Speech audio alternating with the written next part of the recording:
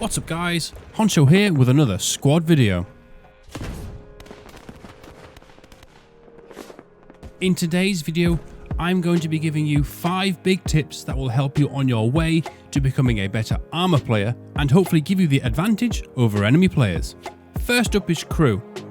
Your vehicle is only as strong as your crew. Whenever you can, always run the vehicle at its maximum crewed capacity. For example, if you have a 4-seater tank, such as the Challenger, being used with all 4 seats, that's driver, gunner, commander, and the RWS gunner, your tank is going to be far more effective and deadly than a tank that is being 2-manned. You essentially have 8 eyes searching the map looking for hostiles and in all different directions. The main gunner can be dealing with armoured targets at range, whilst the RWS is dealing with infantry who are up close, and the commander is doing a sweep looking for enemy UAV so you don't get hit by an airstrike, or looking for enemies who are trying to flank you. Another big advantage is it makes repairing faster and easier. 3 guys repairing will get the repairs done much faster than 1 or 2, obviously. But again, you can split your crew. 2 guys can be repairing while 2 guys are running the guns, keeping the guys repairing safe. Those who are repairing, please make sure to say which side of the vehicle you are on. The last thing you need is the main gunner to kill you with overpressure. While speaking of repairing, you can extinguish a vehicle fire. It usually takes 2 guys or more to do this, but you can stop the fire and get your vehicle back into a serviceable condition to escape. However, if you have been ammo racked, you can't do a thing to stop that. To round up repairing, always make sure at least 1 guy stays in the vehicle on the gun at all times. If all of the crew outside dies whilst repairing, you stay on that gun and you shoot what you can. Do not get out to revive them. Whoever killed your crew will just kill you as well. Staying on the gun, shooting enemies will give you the best chance of survival to your friends or allies. Bring infantry over to secure the area to come and save you. However, if you're 1 or 2 kilometers away from any friendlies, you've overextended, and that means you're generally donezo. But never say never. Never underestimate the survivability of a tank and enemy blueberries who don't understand what minimum arming distance is.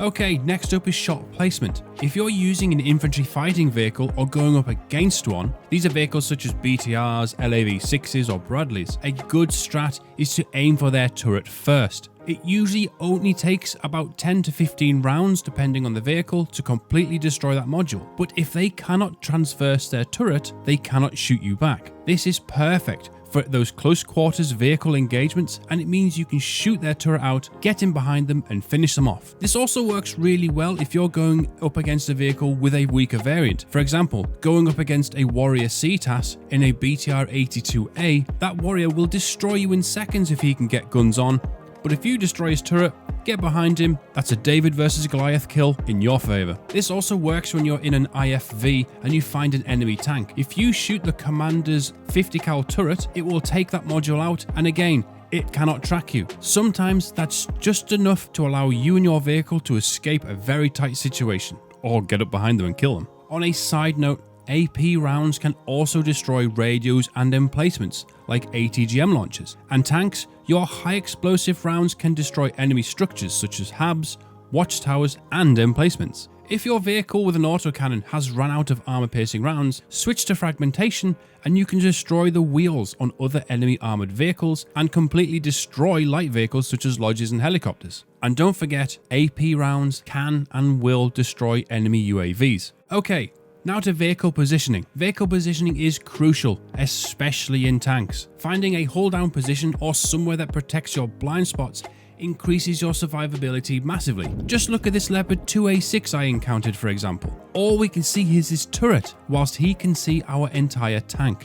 Not only does it make you harder to spot, it makes you harder to hit. Another way of protecting your tank is to use fortifications. This can be surprisingly effective and fits in with a lot of tactics used in the real battlefield. It's just a shame that we can't dig holes in the ground to go hull down in.